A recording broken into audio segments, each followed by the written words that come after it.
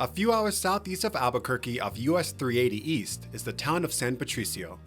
Here, nestled under the trees in the gorgeous Hondo Valley, you will find cottages belonging to the Hurd Wyeth family ranch. This family of American master painters considered this landscape their muse, as well as their home. Peter Hurd and his wife Henriette Wyeth hosted scores of visitors, and their son Michael continues this legacy in renting out the guest homes he has earnestly renovated on the property.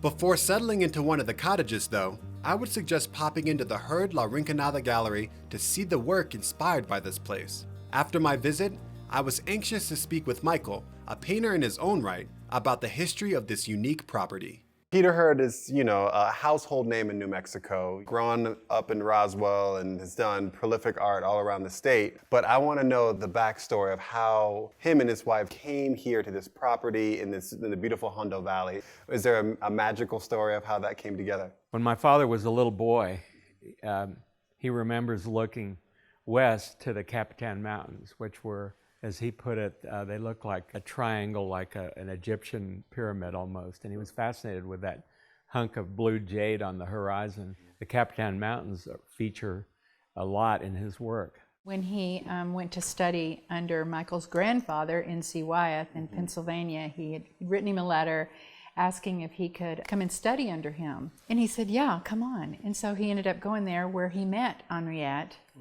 the oldest daughter of N.C. Wyeth, and they fell in love. And then, after working under him for several years, he wanted to come back to New Mexico. I just recently saw a sketch that Peter had done up on the hill back here, and he had climbed up there and done a sketch of this place.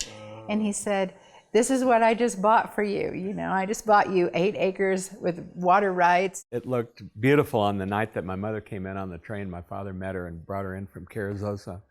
She said in the moonlight it was spectacular. So fast forward a little bit so that they got established here.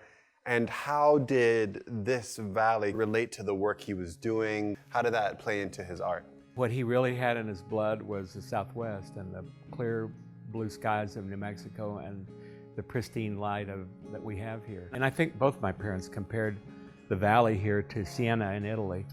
The dry hills and the look and the beautiful clarity of air, which incidentally, and Denise knows this, has a lot to do with why my father chose watercolor and egg tempera to paint in, because to him it had more clarity of air and of light and space than you could get from any other medium. It's interesting to see the way he combined, ultimately, egg tempera and oil to give real transparency and resonance to the shadows. So you pick up these so beautiful. It's like luminescent. It's just like a moonlit night in New Mexico. I mean, just sitting here, you're sitting in a painting. And there's so much life in this valley with the water coming through and the big trees, and it's inspiring. As a guest here now, just going to sleep and having, a Wyeth book beside me, Hurd painting in front of me. It's just so great to think that a place like this can be preserved and experienced now.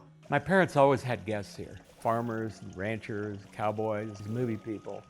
And what I had in mind when I started renovating these adobes was to try to attract people back of that caliber and of that interest, because they all seem to gravitate to the uniqueness of this country. It's a very unique experience, yeah.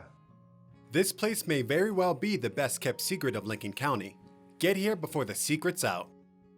Anytime is a good time to treat yourself to a visit, but the month of May brings a violet hue to the Hondo Valley during the Hondo Iris Festival. And see more works by Peter Hurd nearby at his hometown's Roswell Museum and Art Center.